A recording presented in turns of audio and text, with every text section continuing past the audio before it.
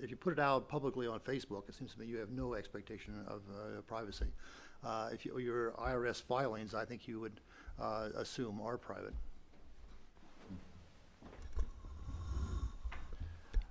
I don't know that I have especially interesting insights into this kind of an issue, but I've got something to say in any case.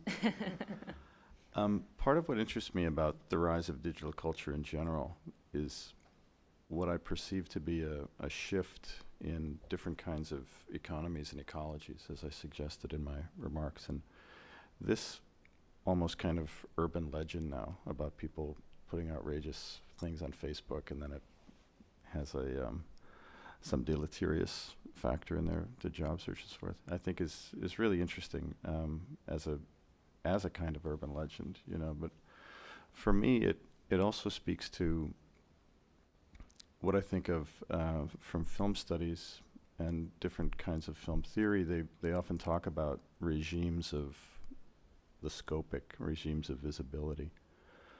And one of the economies that they discuss is an economy between voyeurism and the pleasure of seeing, and the economy of exhibitionism, of being seen. And it seems to me that if there's an entire generation of people who are redefining that economy, that might actually be a good thing, you know? That might be liberating, that might be refreshing, that might be an instance of a kind of Web 2.0, new knowledge, new behavior that was unanticipated, that's less inhibited, you know, that feels a little more free to be themselves in this, you know, commingling of public-private space.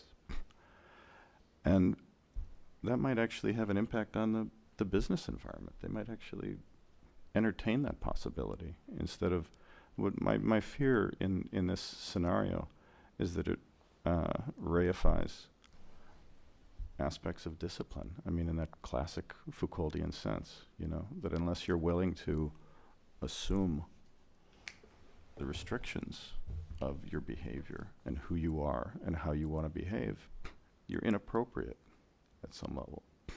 And I think that's, you know, oftentimes a very dangerous model of interaction and social behavior. And it's, you know, it leads to things like classifications of discrimination and things like that. So I would just want to push back a little bit and say, let's see, that could be a good thing.